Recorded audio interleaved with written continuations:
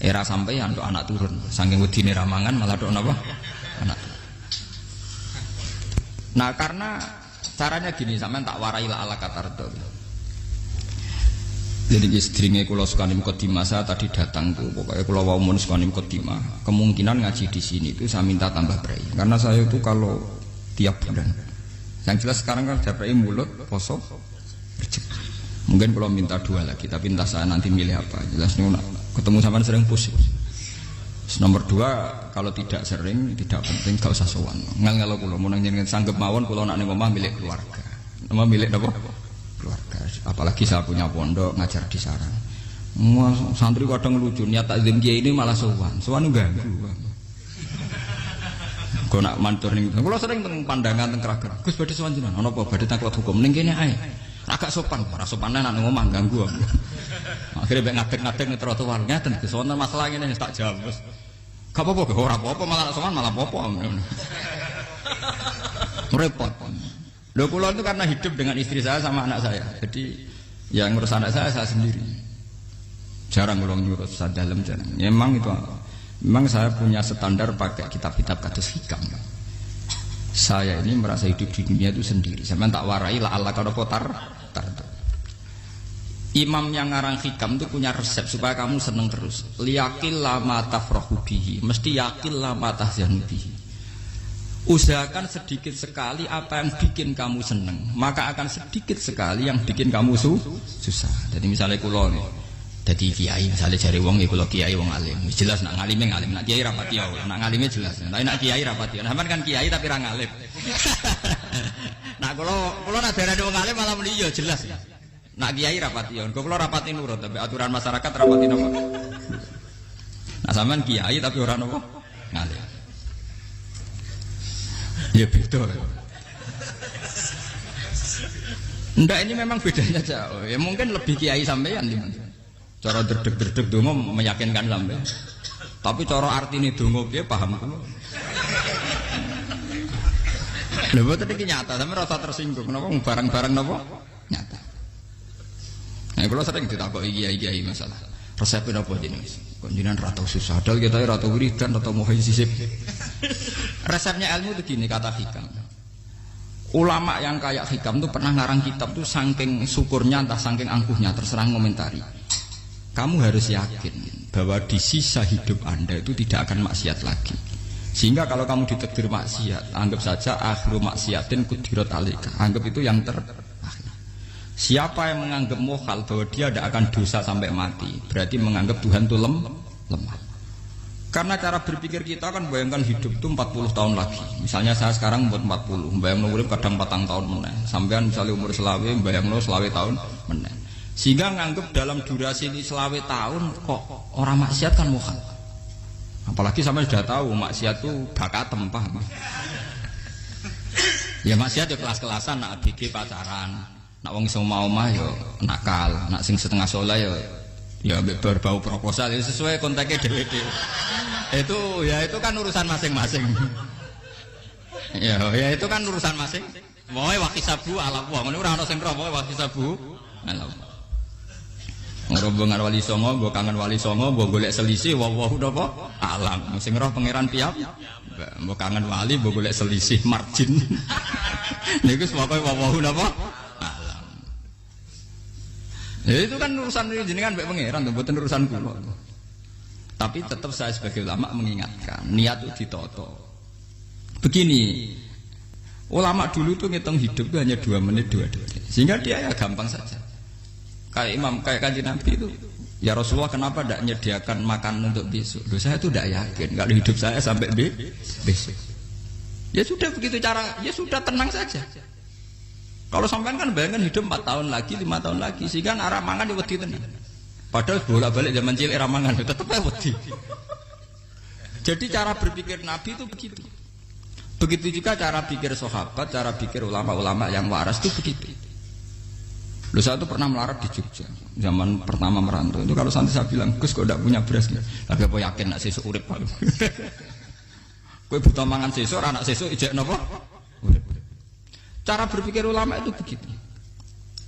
Sehingga melihat maksiat juga gitu. Alhamdulillah aku ijek urip. 1 detik, 2 detik, 2 menit, sehingga hidup. Dan itu sudah cukup untuk lafadzkan la ilaha illallah. Makanya kata yang ngarang hikam, betapa murahnya Allah. Surga itu hanya bisa dibeli dengan 2 menit. Karena surga itu senilai la ilaha illallah. Miftahul jannah la ilaha illallah. Itu cukup 1 menit. Berarti surga itu regane mau 1 menit. Dan karena dia nganggap hidup itu 1 menit ke depan la ilaha illallah, ya sudah. Dia ngitungnya hidup itu per menit. Kalau sampean kan enggak per 10 tahun, per 20 tahun. Sehingga kriminal betul, cara pandang sampean itu kriminal betul. Sehingga bayang kudu di duit, kudu di bojo, nak kiai kudu di pengaruh. Lah kalau saya enggak. Saya meskipun tidak sehebat itu, tapi mewarisi keilmuan mereka. Jadi misalnya saya jadi ulama, itu bayang dong, di santri mau sitok Islam, pokoknya ke Ahmadiyah ya gitu saja. Ya pokoknya ya sudah gitu. Orang bayang no santri yang kelambinan takwa khusuk, salam tempel, demen gelo, demen apa? Lo tanyakan santri-santri saya itu mungkin belum pernah nyuruh istri saya bikin kopi. Bisa dihitung. Karena saya itu sederhana saja. Misalnya saya pergi dari Jogja, ini yang nyata saya alami. Bayang no bojo gue semaca gawe no kopi, buka no lawang malah kecewa. Seperti umumnya orang kan gitu. Semerantau ada bayang no bojo gue nyuambut, digawe no kopi, digodok no banyu hangat teman, bareng teko bojone wangep kukur-kukur. Karena tarifnya dia ideal, maka mudah kecewa kalau itu tidak terjadi. Nak kula mboten, sembayang napa Jogja pokoke bojoku cek uta Islam. Nak salat 5 wulan ya sudah gitu saja. Pakai standar-standar yang minimalis. Saya dari rumah bangun sampai ngaji ya, pokoknya ya melek, ya sudah nak salat madem napa. Mulane sudah gitu saja. Andai kan saya pakai standar maksimal, maka akan mudah kecewa. Rasulullah juga begitu. Rasulullah itu ngadepi Sayyidah Aisyah itu ya begitu, ngadepi Hasan Husain. Sehingga tidak ada cerita Nabi mudah kecewa betul. Karena Nabi bayangkan anak istrinya itu ya minimalis sekali, urusan dunia loh maksudnya minimalis sekali. Misalnya Nabi pagi-pagi tanya, ya Aisyah apa ada sarapan? Tidak ya Rasulullah, ya idzan asumu kan itu saya puasa. Kalau sampean usul-usul orang digekno kopi wong wedok opo? Itu kan repot. Muni-muni itibak sunnah Rasul tapi tidak pernah sampai mendekati sunnah napa Rasul. Sehingga ya tenang saja Nabi. Saya tuh alhamdulillah bisa niru dalam gitu-gitu tuh bisa. Makanya ini kiai muda paling enjoy. Banyak kiai-kiai yang sepuh itu kalau urusan gitu konsultasi sama saya. Gus resep apa kain? Ini kalau resep era dekarep. Sehingga saya tidak pernah bayangkan apa tanggaku seneng aku atau orang ngaji aku kecewa, tidak pernah bayangkan. Sama itu kan makhluk, tidak penting. Kecewa tidak kecewa itu tidak penting. Saya itu orang alim, ngerti ini warido kamat lubi, ora waridokum. Yang tak golek ridane pengira antara ridane sing ngaji, ridane konsumen. Itu apa makhluk tidak penting. Itu harus dilatih. Harus napa? Sehingga orang itu kalau biasa sholat, maksudnya biasa ta'alluq bi Allah, mesti la'alla katardo, mesti gampang puas.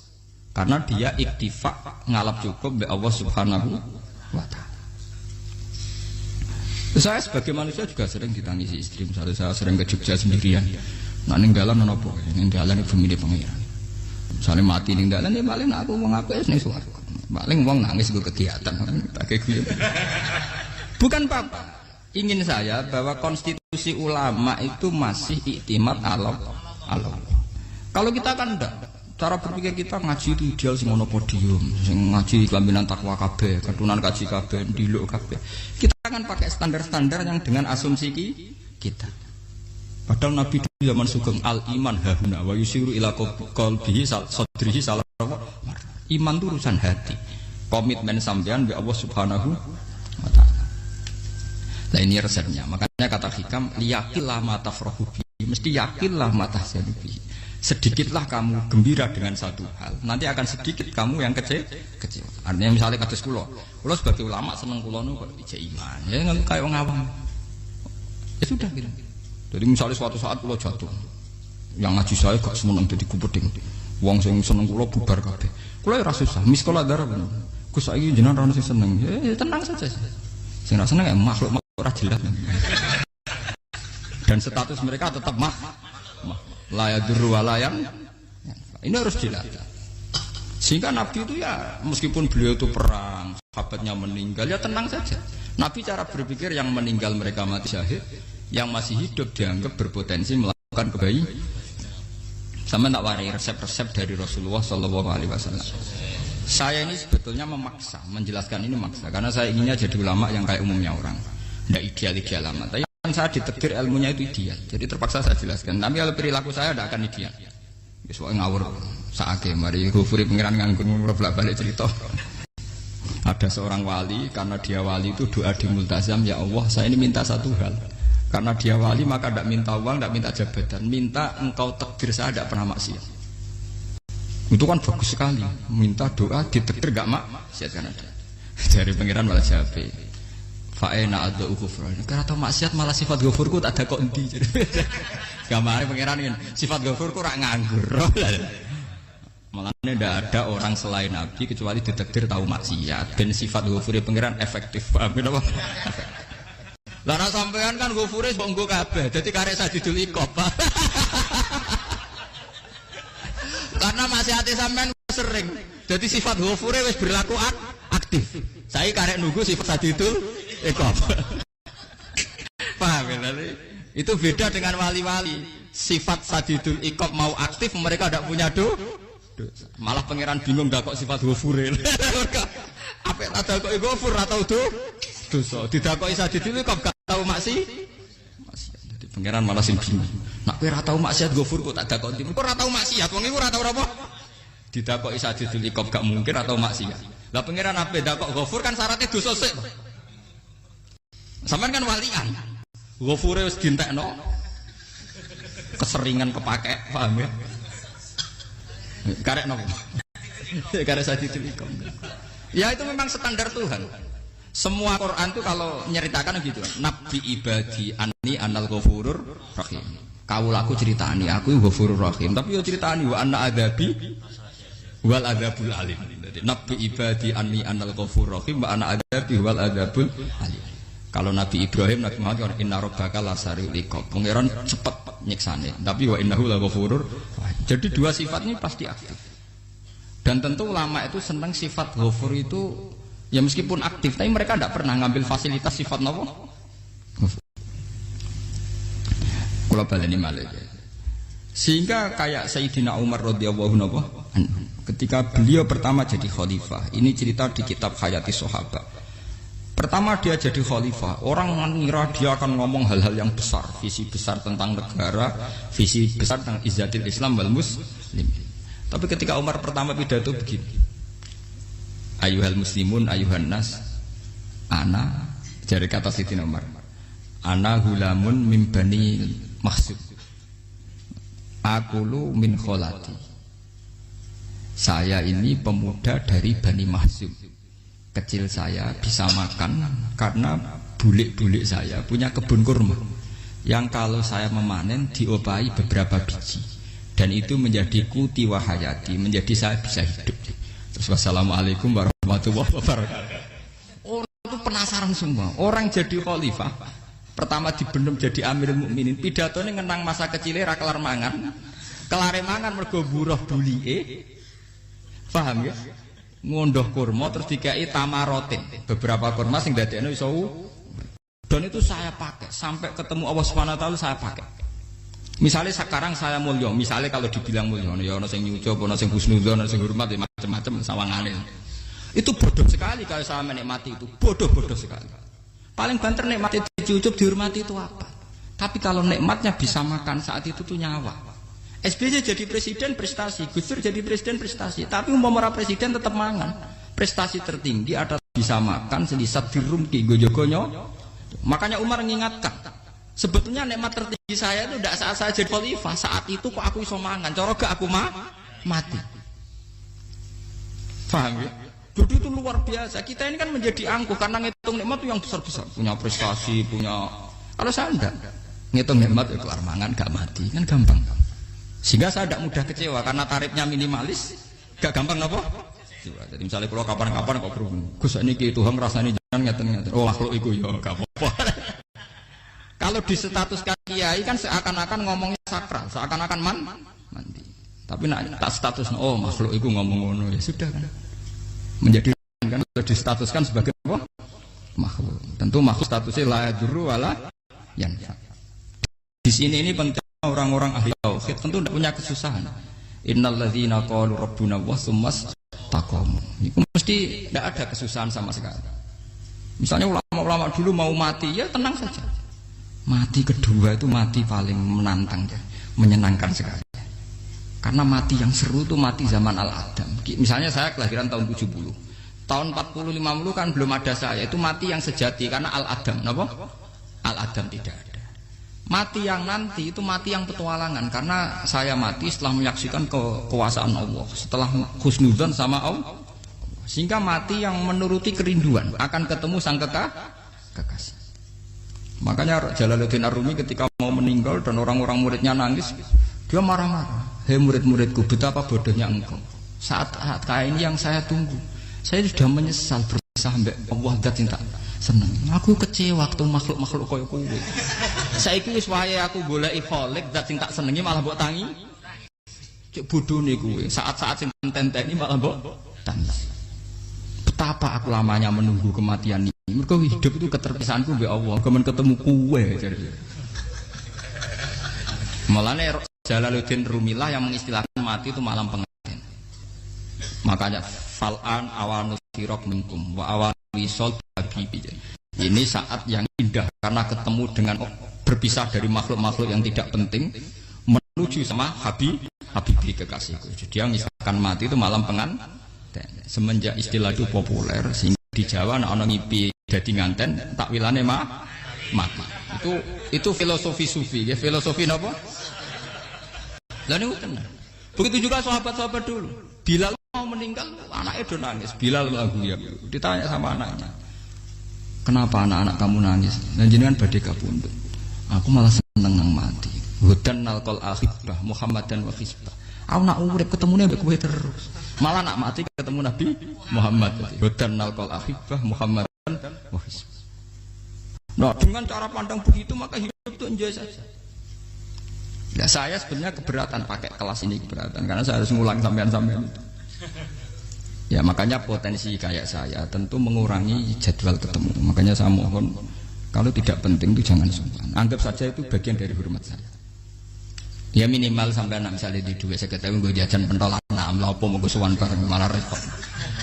Wis ganggu wong anak keleleran, Pak. Lah misalnya sampean kepen takok hukum, wong nak ra pinter hukumnya takokane ya ringan, takok kiye tanggam paling bisa. Karena pertanyaan yang ringan tentu ya ringan-ringan saja kan. Gak perlu kiai kali ber. Sampean ra usah GR. Kula pertanyaane angel Gus gak ono sing iso jawab. Wong nak ra alim tahqiq, iku pertanyaane ya ora pati mutu. Iku wis kangelan ngoten. Ini mboten ngenyek tapi padha enak. Padha napa? Makanya kalau latih. Jadi hikam sendiri itu ada manhaj, ada metode. Kalau orang supaya tardo, liyakillah ma tafrahu bi, yakillah ma tahzanu. Anak saya itu kalau habis main pulang, itu saya senengnya pol. Istri saya pernah jangan. Gus, anak mulai senengnya dek piro-piro, anakku gemulai ning omahku. Misalnya minggu terus piye. Saya itu anakku lo main mulai itu seneng. Piro-piro anakku mulai ning omahku. Dipanggil anak saya bapak itu senengnya sak boleh. Piro-piro ana sing manggil napa? Bapak. Jadi saya pakai standar minimalis sekali. Saya tidak pernah pakai tarif. Dia anak yang ideal dihormati orang. Sampai anakku sujud ning pangeran, ngerti pentingnya maca tasbih. Makanya anak saya tak namakan tasbihah semua. Itu ya sudah selesai. Saya tidak pernah bayangkan anak saya jadi kayak besar dihormati cuma. Mari gampang kecil. Ya, sekolah kan Sayyidina Umar. Saya pemuda dari Bani Mahzum. Yang kecilnya bisa makan karena buruh bulikku. Akal tuh tamarot. Wah itu saya baca tuh nangis. Betapa hebatnya Sayyidina Umar. Mengingatkan ulang bahwa nikmat tertinggi itu ya makan, karena makan kaitannya nyawa. Orang jadi bupati, enggak jadi bupati tetap makan. Jadi kalau ngantin saya tarifnya minimalis sekali. Oh, kalau orang sudah makan gitu, lah Allah kata tertentu mudah sekali. Tapi kalau sampai tarifnya ideal, harus di mobil kudu sangune akeh. Mosok gue mobil gak sangu akeh. Barang gue sangu akeh kudu gue penderek. Mosok kere lunga suga kok tanpa penderek. Nang penderek maju. Mosok ora kena dikeloni jadi malah repot. Akhirnya gue wong ayu. Harus selingkuh dijari sing we itu perkara meneh. Wong keruwet nuruti tahapan-tahapan duniawi makanya resep kalau ingin itu kon sholat, maksudnya sholat dihayati secara tauhid ya, dihayati secara tauhid. Misalnya inna sholati wa nusuki wa mahyaya wa mamati lillahi rabbil alamin. Itu akan pasti Allah katar, pasti mudah melihat alam ini ridho. Ini satu sekelumit di resep orang ulama yang saya meniru beberapa di kitab Hayati Sahabat, di kitab Hikam, dan meniru terutama semuanya sanad dari Rasulullah Shallallahu Alaihi Wasallam. Banyak suatu saat Nabi itu kagum, Abdullah bin Mas'ud itu jalan dan dikawal oleh beberapa malaikat. Terus Nabi itu heran, ya Abdullah, kenapa itu selalu mengawal kamu? Kata Abdullah bin Mas'ud, ya Rasulullah, inilah akhtu khutwatan illa wa azunnu alla akhtu wa ukhra wa ma akaltu luqmatan illa wa azunnu alla alqamu ukhra. Saya itu tidak pernah melangkah kecuali saya tidak pernah yakin apa betul saya bisa melangkah lagi. Jadi perlangkahnya itu dia iktimat Allah. Dan saya tidak pernah mengunyah satu kunyahan kecuali saya tidak yakin apa betul saya bisa mengunyah lagi.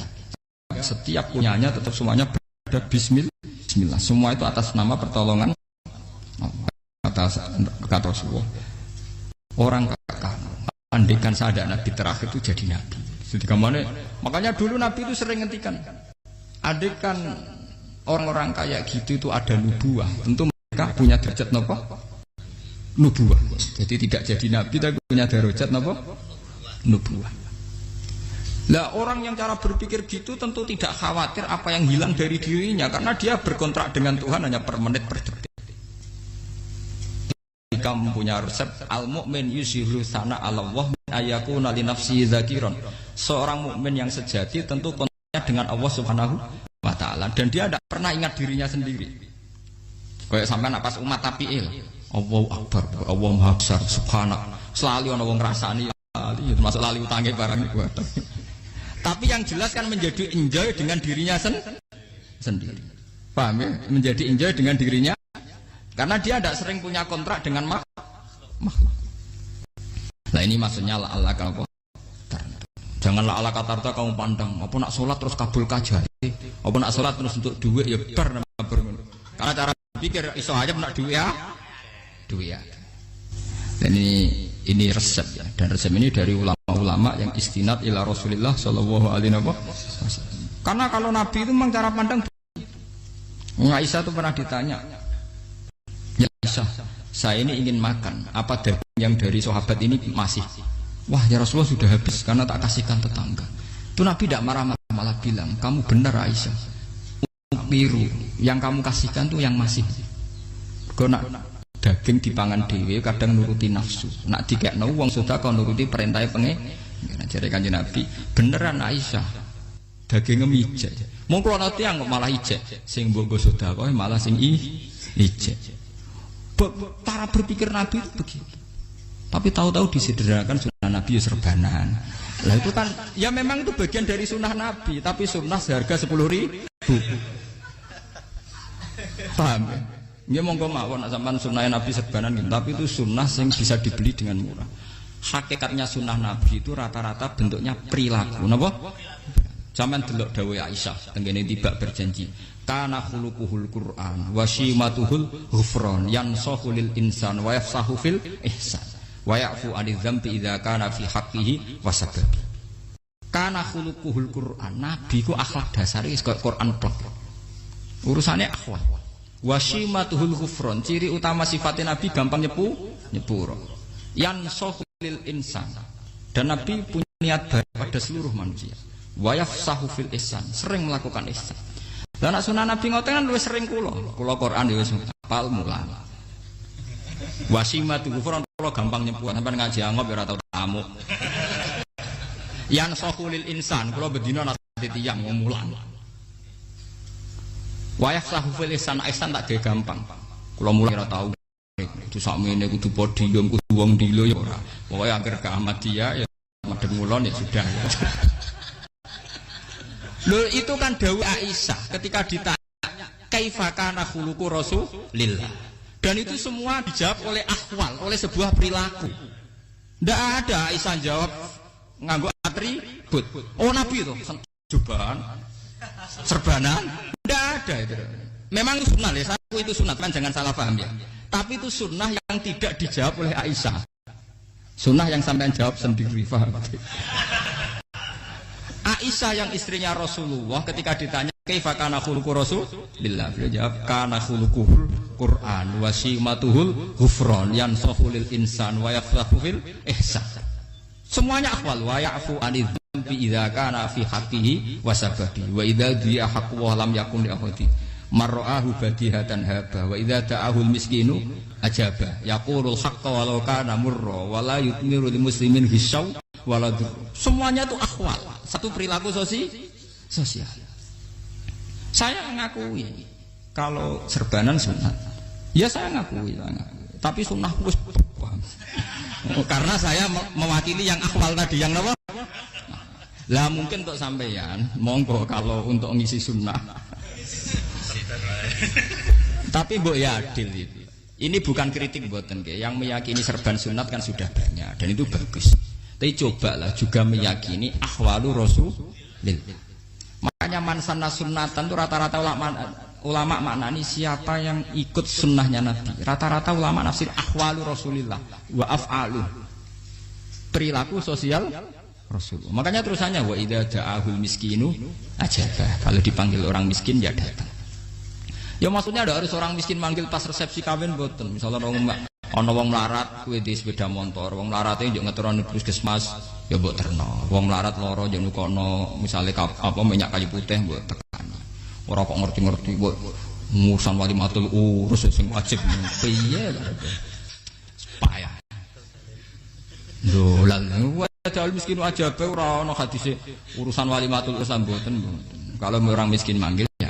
Dalam riwayat-riwayat hadis ya Nabi sering dipanggil orang miskin. Ya Rasulullah, mbok datang ke rumahku, ada apa?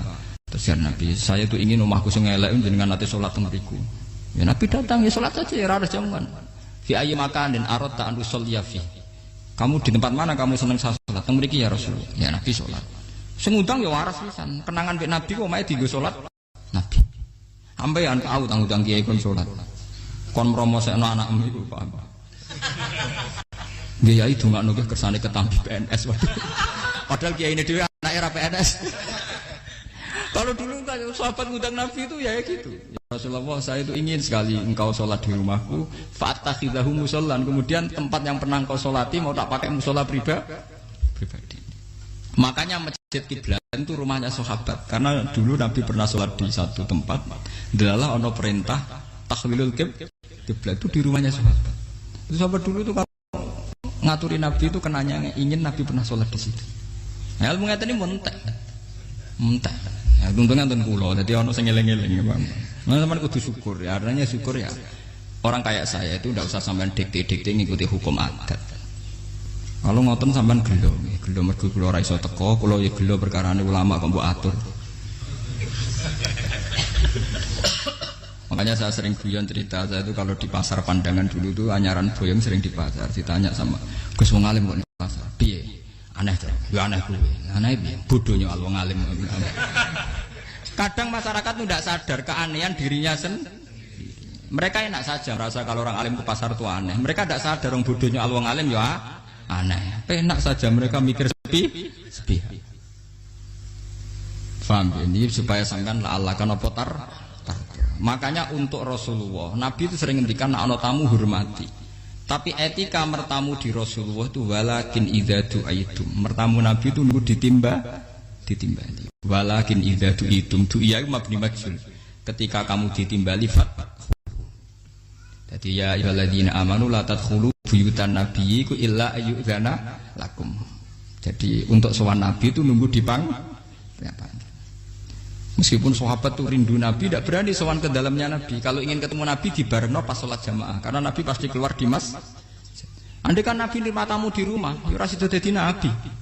Aman nampa tamu. Makanya la tadkhulu buyutan nabiyyi ku illa ayyudzana lakum. Kecuali kamu dapat nunggu dipanggil. Wa idza du'itum kalau dipanggil lagi fat. Ya sudah begitu. Tapi sekarang itu ya sudah begini. Ini kulo cerita ilmiah saja. Saya tidak punya kepentingan apa-apa. Ya kepentingan kulo ben ra mbok tamoni jujur mawon. Nak sampean misalnya. Cuma gue iling-ilingan dulu itu kalau sahabat itu ketemu Nabi pendak sholat sama pendak ngaji. Paham ya? Jadi saya memilih sikap begini itu bukan tidak saya pikir. Tapi kalau ada kiai lain yang beda dengan saya tidak apa-apa. Kalau ulama lain beda tidak apa-apa. Justru seninya rahmatnya umatnya Nabi itu istilafu aimati rahmah. Khilafnya umatku itu rahmah. Mulane aku khilaf ben rahman, aku podo kan gak sido khilaf.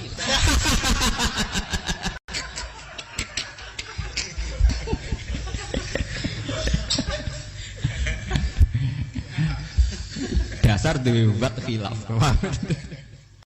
Jadi sebetulnya jelas ya ayyuhalladzina amanu la tadkhulu buyutan nabi la yudzana lakum la ta'amin ghairu nazirina inna walakin idza itu kalau kamu ditim.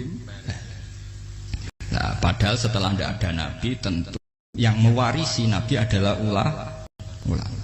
Ya minimal itu ya ulama itu pokoknya kulo kenangan bejengan yang ngaji misalnya. Kenal Gus Ba ya kenal nabi pas ngaji ya sudah gitu. Sahabat kenangannya sama nabi ya gitu. Nabi roh jeneng murah cuma aku betina jamaah ben Nabi. Ya sudah gitu kenangannya.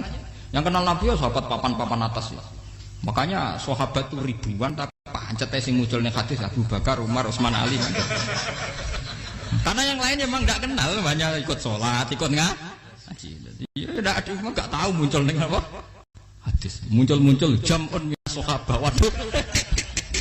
Muncul rombongan. Ya karena mereka kenalnya Nabi ya pendak sholat pendak apa? Ngaji. Paham gitu terus iki kula suka di resep liyaqil lama tafrahu bihi mesti yaqil lama tasyanu bihi supaya sedikit sekali yang bikin kamu senang maka akan sedikit sekali yang bikin kamu jadi misalnya bayangno bojo ngoten. Bojoku alhamdulillah cah Islam nak sholat madhepmu. Jadi misalnya roh cerewete, roh judese, roh kukur-kukure angop tenang. Tenang. Mergo jais tenang karena tarifnya mini jajal misalnya tarif bojo kudu senyum teko wis maca bareng roe teko waduh wis bar itu dari hikam gampang makanya hikam itu punya cerita suatu saat seorang raja itu dapat kiriman gelas keramik yang indah sekali dari Zabarjat terus bertatahkan intan pokoknya serba mewah raja itu seneng sekali. Ketika tanya penasihatnya, menurut kamu gimana gelas? Ya gelas ini indah sekali, tapi sebaiknya raja tidak punya aja. Loh, saya seneng kok sebaiknya tidak punya. Saking senangnya raja itu tiap minum pakai gelas itu, kalau tidak ada nggak mau minum. Suatu saat gelas itu pecah, susah sekali raja. Memanggil penasihat, iya bener kamu. Kalau saya dulu tidak punya malah tahu pecah. Jadi dulu raja itu yang gelas atom gelem, gelas biasa gelem kan menjadi bunga yang gampang kan ringan. Tapi sekarang bunganya bersyarat kan menjadi tambah repot. Sama aku di sini untuk bojo aku asal wedok sampai sholat madem seneng. Tapi setelah kamu pakai tarif yang macam-macam kan tambah senengnya ngenteni macak, ngenteni ramah, ngenteni servis kan repot. Ya kula bojo kula sering janggal. Kepengen kula niku ngamuk, kula bilang ngamuk apa kowe Islam apa. Kowe ya rohku ya Islam ya salat ketoke madhep wulan nang ngamuk urusan apa. Ya aneh memang cara berkeluarga saya aneh, tapi aneh yang waras. Timbang sampean umumnya orang umum tapi tidak bener. Karena tarifnya kebanyakan. Nah, itu jenis apa? Liyaqil lama tafrahu bihi, liyaqil lama tahzanu. Menjal Fatihah. Alhamdulillah rabbil alamin arrahmanir rahim. Nasta'in amrata alladziina an'amta 'alaihim Bismillahirrahmanirrahim. Lakal hamdu hatta tarda wa lakal hamdu idza radita wa lakal hamdu ba'da. Allahumma lakal hamdu kama yanbaghi li jalali wajhika 'azimi sultanik la nuhsi sanan 'alaika anta kama asnaita 'ala nafsik. Lakal hamdu idza radita wa lakal hamdu ba'da ridha wa lakal hamdu hatta tarda. Lakal hamdu mil'is samawati wa mil'il ardi wa ma syi'ta min syai'in ba'd. Allahumma shalli ala habibika Mustafa Muhammad kama shallaita ala khalilika Ibrahim wa najika Musa safika Isa wa nasyuduhiratan fi kasihan wa shalli alaihi wa ala ikhwani min anbiya wa syuhada salatan talhaquna bi nasabi muhasabin wa salatan takunu bi ridwan anna wa anta anna radin wa nahnu ya wa natamassaku bika wa na'tamidu alaika wa nataqal alaika la ara illa rahmataka ya wa akhribna fi bihari tauhid hatta la asma'ala ubsiru illa biha wa illa bika ya Allah ilahana anta qayyimus samawati wal ardi fatiris samawati anta waliyuna fid dunya wal akhirah tawaffana muslima wa lahikna sholihin ilahana ya Allah anta somaduna wa anta khoyatuna wa ridho kamatlubuna fardo anna ya bima minka ilaina la bima minna ilaika ya sayyidi mannan minka alina la minna ilaika ya Allah anta ya waradin anna wa anta hadina wa anta mudina fa anta ya ilahana jasina bil khairati minka ya dal fadli wal izzah rabbana atina fid dunya hasanah fil akhirati hasanah wa qina adzabannar rasulullah sayyidina Muhammad wa ala alihi wasallam subhana rabbika rabbil izzati amma yasifun alhamdulillahi rabbil alamin.